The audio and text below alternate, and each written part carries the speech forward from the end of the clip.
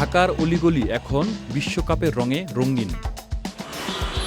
বাসাবাড়ির ছাদ ও শহরের দেয়াল জুড়ে Lionel Messi, Neymar junior, Cristiano Ronaldo, Mbappe, play, Diego Maradona, Hamza Chowdhury সহ অনেক জনপ্রিয় খেলোয়াড়ের প্রতিকৃতি। ব্রাজিলের যে নেইমারের খেলার স্কিল, তার চুলের কাটিং, তারপর তার খেলা ভালো লাগে, তার স্কিল ভালো লাগে। ভাই সবাই যদি এক দল সাপোর্ট করে তাহলে প্রতিদ্বন্দ্বিতা কার সাথে হবে, তাই না?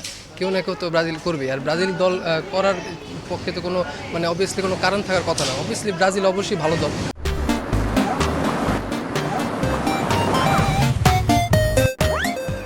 ফুটপাতে পতাকা বিক্রেতাদের হাক ডাক আর মার্কেটের দোকানগুলোতে জার্সি কেনায় ফুটবল উৎসবে মেতেছে রাজধানীবাসী।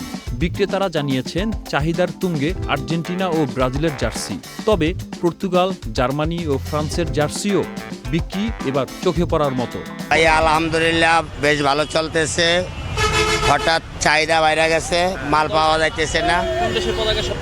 সবচেয়ে বেশি যাচ্ছে আলহামদুলিল্লাহ বাংলাদেশ থেকে শুরু করে 1 নম্বরে আর্জেন্টিনা, ব্রাজিল, পর্তুগাল, সেনেগাল, স্পেনার, জার্মান। বাংলাদেশেরটা কিনছি আর ছেলে আর্জেন্টিনার সাপোর্টার, এই জন্য ছেলেটা কিনছি আর্জেন্টিনা। আমরা তো সবসময় আশা করি যে আর্জেন্টিনা মেসি আছে এবং বিশ্বকাপ আর্জেন্টিনা আবারও চ্যাম্পিয়ন হবে। আলহামদুলিল্লাহ ভাইয়া, ব্রাজিল আর্জেন্টিনা দুটোটাই ভালো চলতেছে। আর্জেন্টিনা। শুধুমাত্র জার্সি বা পতাকাতেই সীমাবদ্ধ নয় উন্মাদনা।